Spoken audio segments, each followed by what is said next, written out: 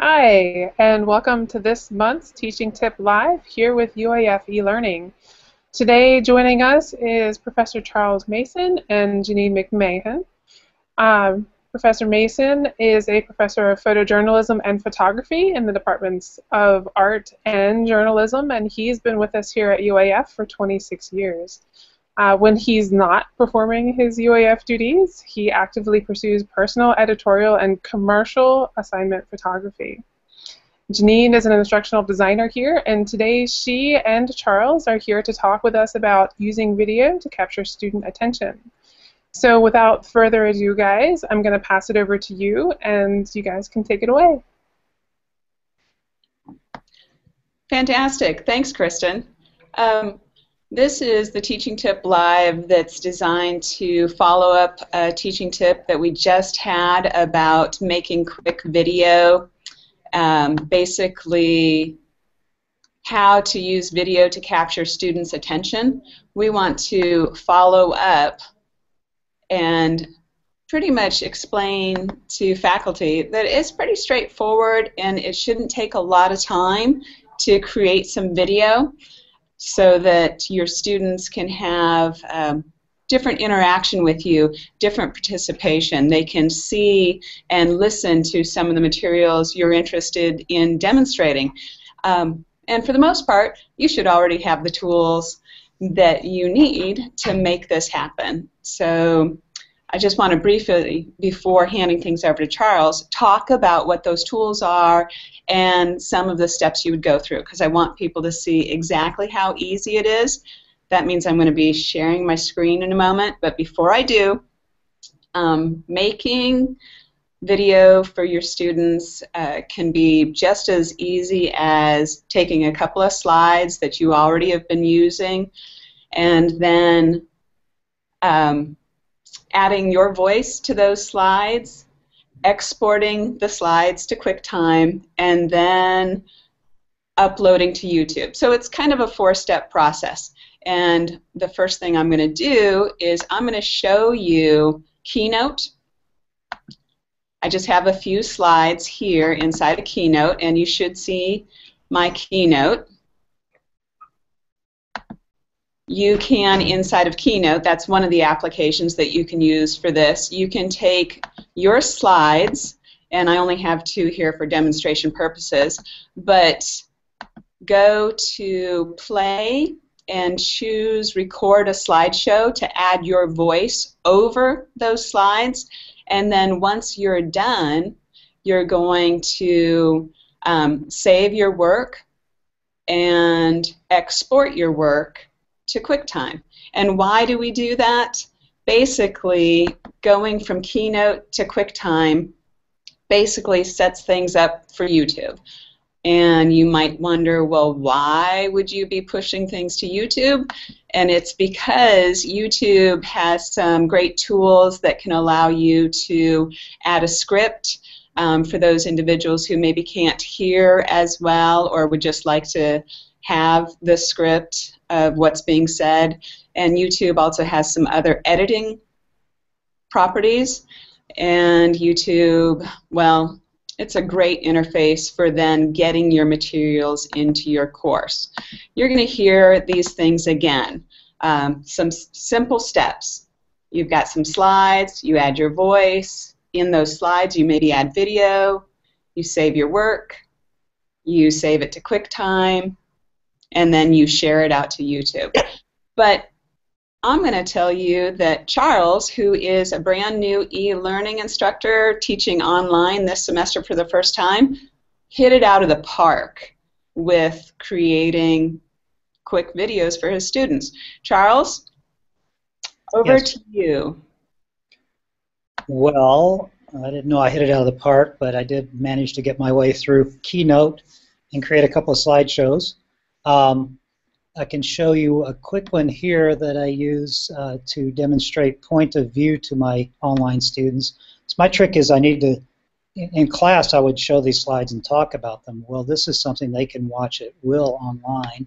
So let me see if we can do this.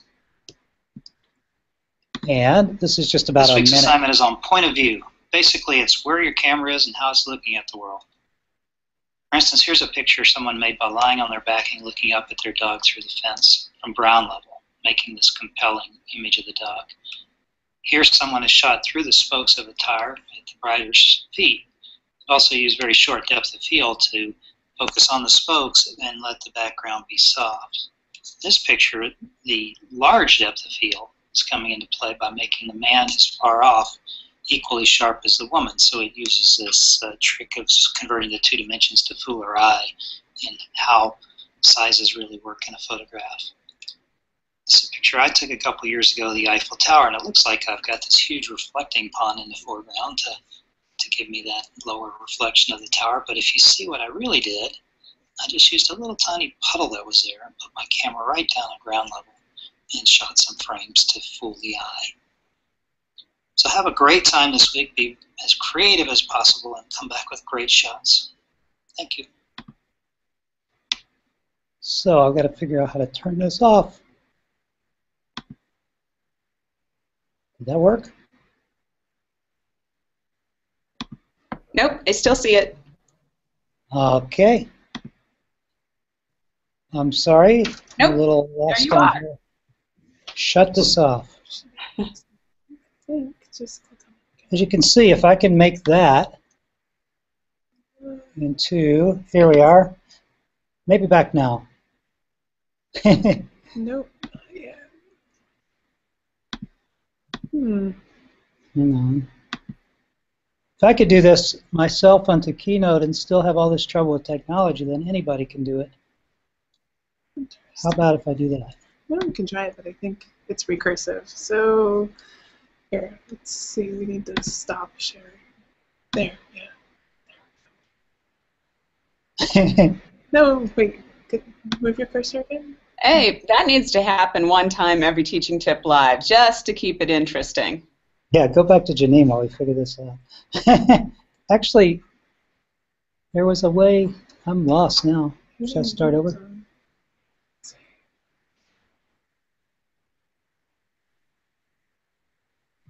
Why is... She said there was a way to quit sharing it, but I don't see that button anywhere.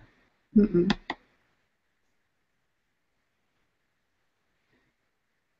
Well, I'll tell you.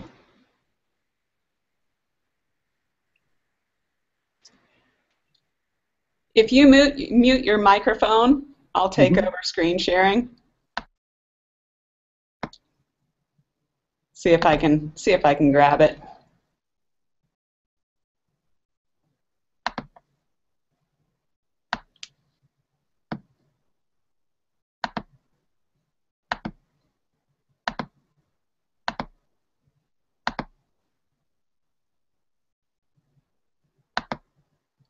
And here we go. Of course, that's my email. That's not the best choice. Stop sharing my email. And let's see. I did have another one I wanted to share with you where the teaching tip is located and also where some step-by-step shots are for using video to capture students' attention. So let me see if I can share that. Here we go.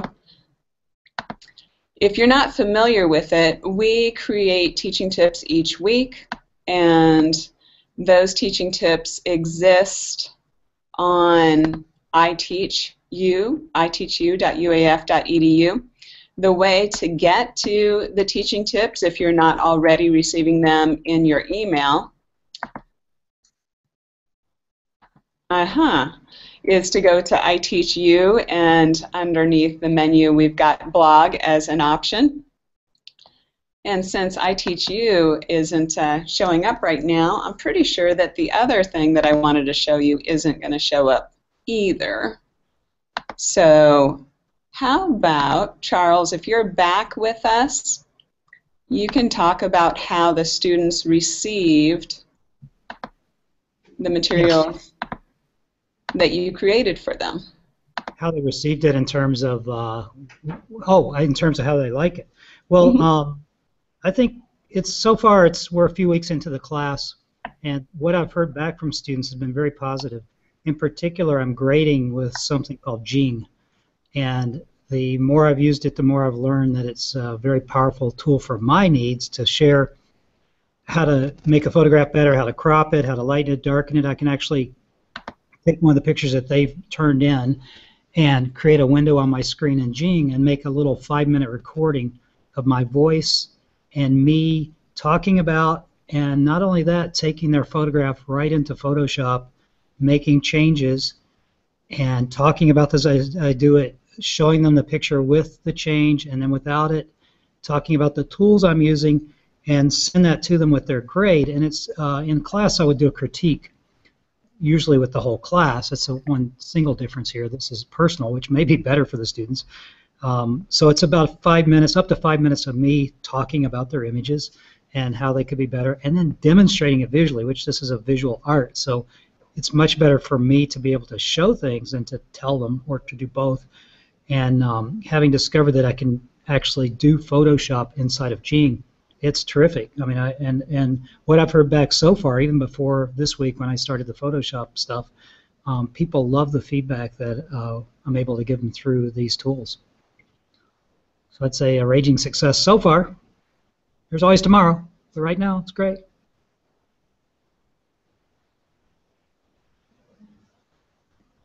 I can't hear you. Okay. There. How many of these short videos did you make for your class?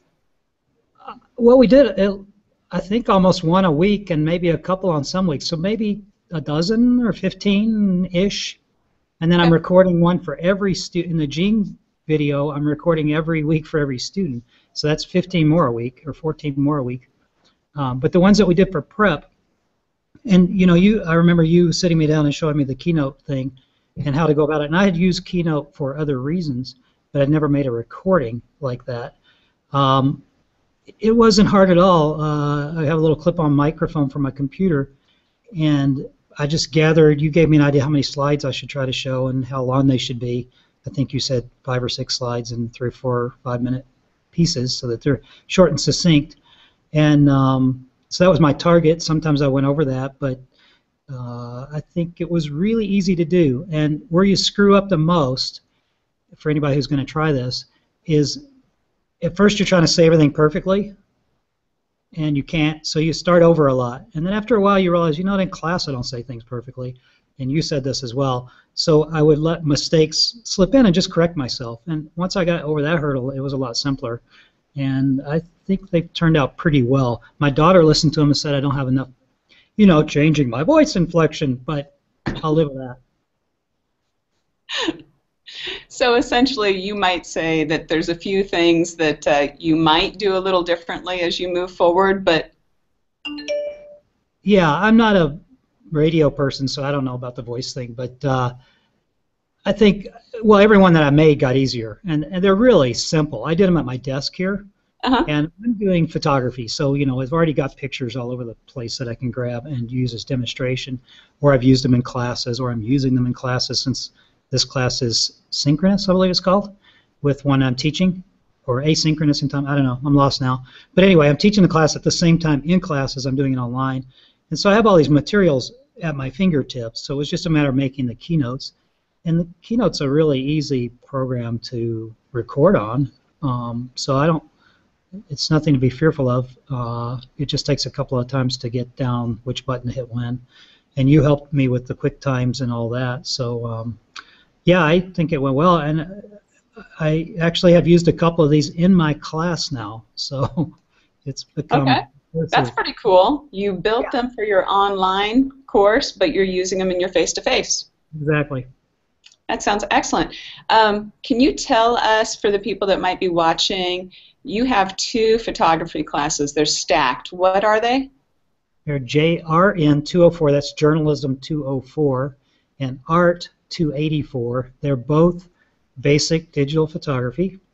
You know, about 15 years ago or so, when people started talking about online, we were doing all darkroom work, and the idea of an online photo class was absurd. Now, not only is it not absurd, it makes a lot of sense, and I think this class is going really well. So it's basic digital, photography. The class is to teach people to use their manual camera, to get control of camera settings, composition, some basic Photoshop or Lightroom manipulations of the images to make them look better. And it's really an intro class for people who have gotten that good digital camera and don't know how to really control it. And it's a popular class. It's a positive class. I try to, I'm not mean and ogreish. I try to give people ideas on how to enjoy photography in their lives. And this online has just added to the toolkit of ways I can teach people. It's good. Sounds excellent. Probably for some of the people that have been listening, they've heard you say Keynote and they've heard you say Quicktime. I'd like to invite Sean to maybe share some other ways or some tools that you think, Sean, people might already have on their Macs or their laptops, their PCs, where they could make some quick videos. Yeah, sure. Thanks, Janine. Basically, the Keynote functionality that Charles has been using to make those videos is that PowerPoint has that too. And if you, in PowerPoint, you can basically just record your voice as a narration, and as well as you can have your laser pointer sort of showing, pointing out parts of the video, and then you can export that as a video file, just like you do in Keynote. With us being Mac people, we kind of like Keynote and QuickTime. It plays nice with video. But PowerPoint can do basically the same thing. So without going into details of screencasting software and other things, I would recommend people check that functionality out in PowerPoint, because it's really nice to stay within one program and have a sort of polished result that you can send straight to YouTube.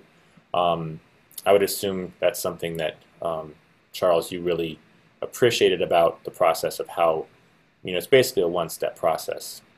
Yes, very much so. I think having those be available on YouTube, and also we made them public so anyone can see them and therefore maybe be attracted to the class eventually. In going through QuickTime, I mean, Janine really helped me a lot, but it seems like a pretty straightforward process, and if you did it enough times, you'd know how to do it yourself very easily. Yeah, that's great.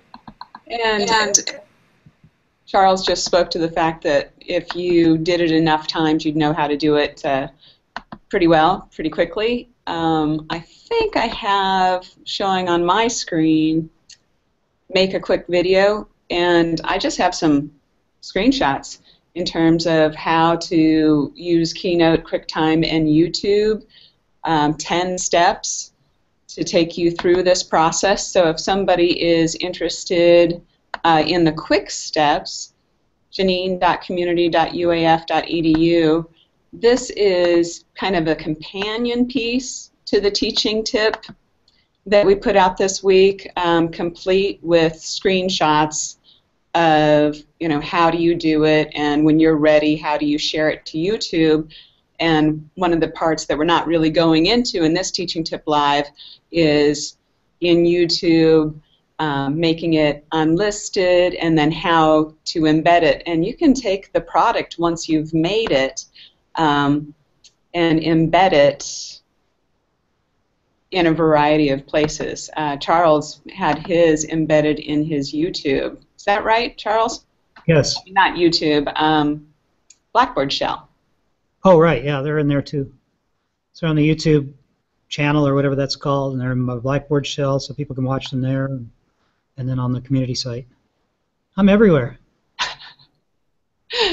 And earlier I had mentioned that our teaching tips are pretty easy to find, but then when I went to pull that up, we were doing some work on community, strangely enough, right during the Teaching Tip Live. Oh well.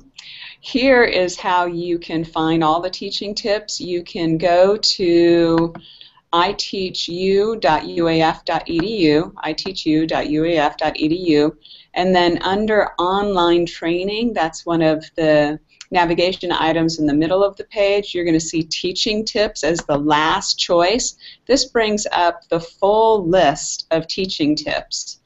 For the most part, we provide these as posts on this page, but once you open it up, if you want, you can also scroll down for the full content, see the references, and I'm referencing a Dr. Thalmeyer who speaks to how using video will help engage your students or just really capture students or anyone's attention more.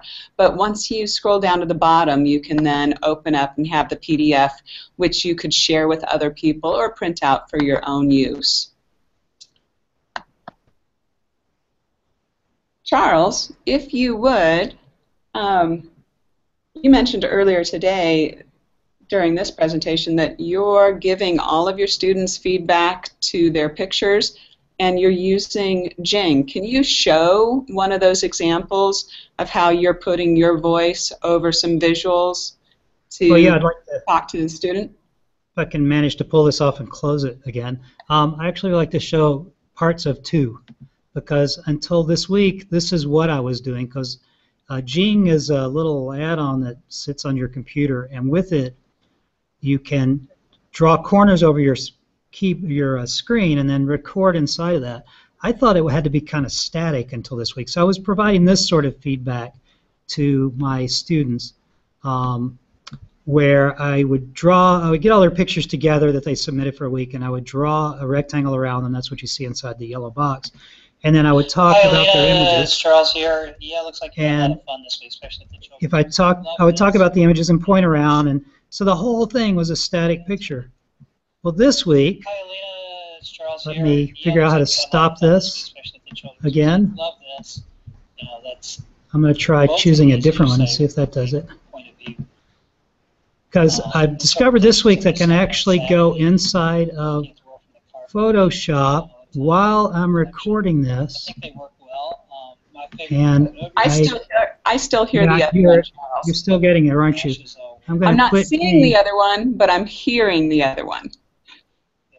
Okay, I'm quitting Jing for a second, and I'm going to try through my own technological thing. If you'll bear with me a second here, I'm going to restart Jing and see if I can get that other screencast up, because what I've discovered this week is I can actually bring up a large version of the student's photograph and part of my Photoshop window.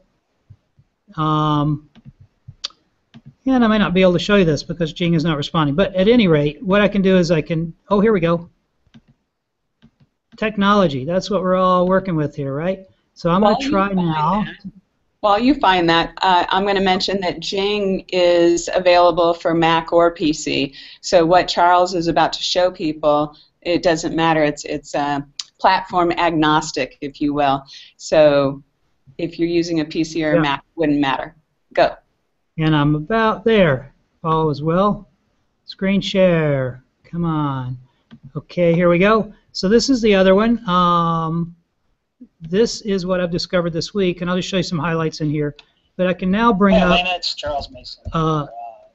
a window that include Photoshop, or this is the bridge in. Over here is information about the camera settings, so I can talk about those.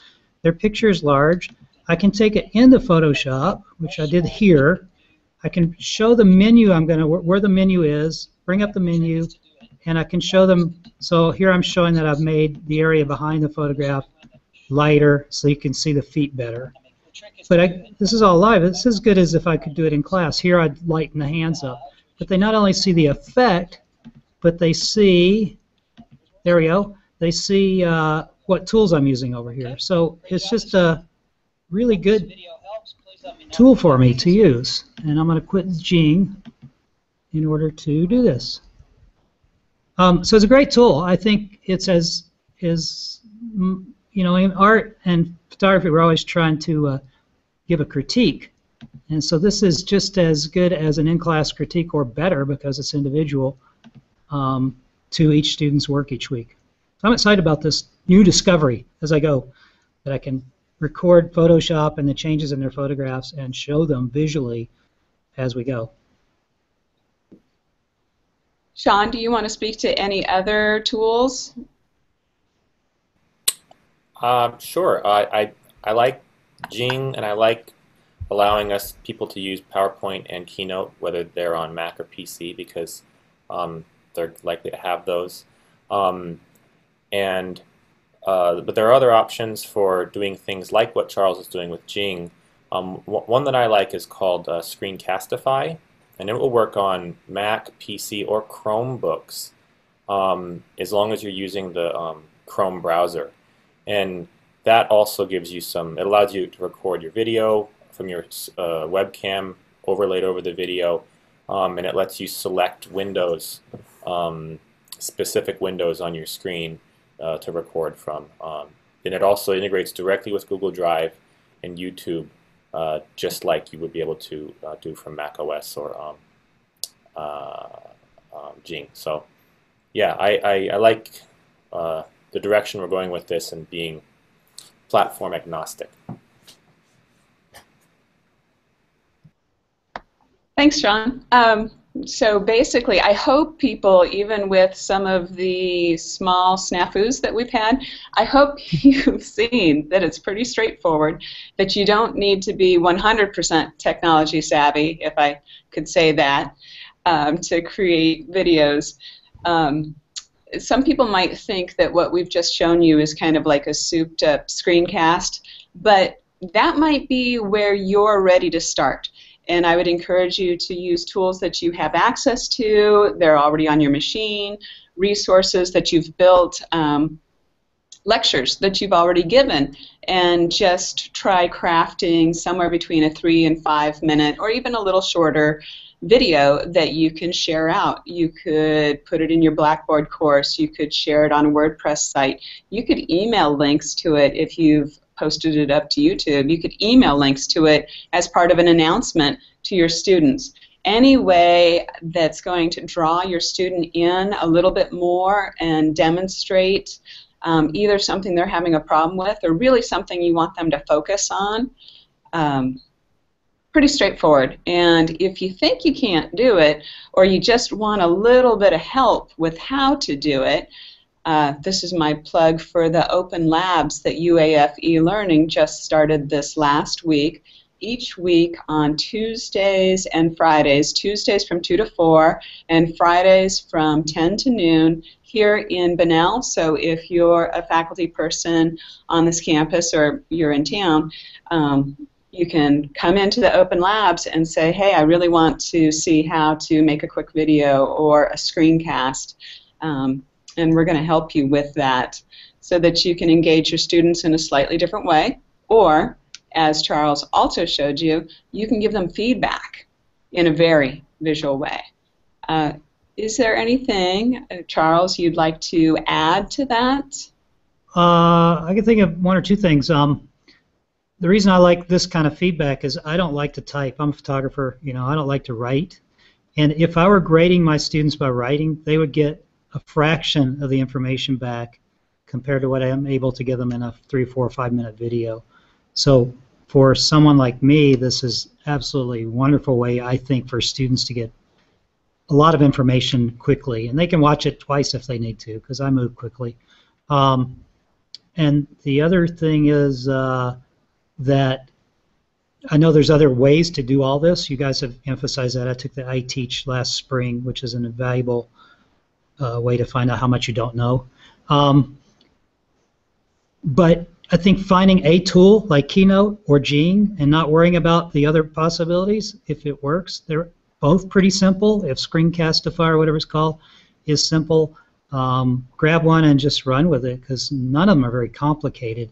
And if you're like me, you don't want to hear there's 11 ways to do things. You just want somebody to show you one and you can do it. And so my advice is pick one of those and go for it. That sounds really good, Charles. Sean, anything else to add? No, I think Charles hit the nail on the head, talking about having a video that's just 3 to 5 minutes long lets any student pause it anywhere they want, watch any part of it over as many times as they want. Whereas in a face-to-face class, if one student you need to stop and explain something to one student, then the whole class has to kind of stop at that point. So I'm a big proponent of using video in courses. I think if done right and done concisely, can be hugely effective. So I think it's pretty neat what Charles is doing, and I think it looks really nice. Charles, they're not just nicely compact, but they look really pretty. So Thanks.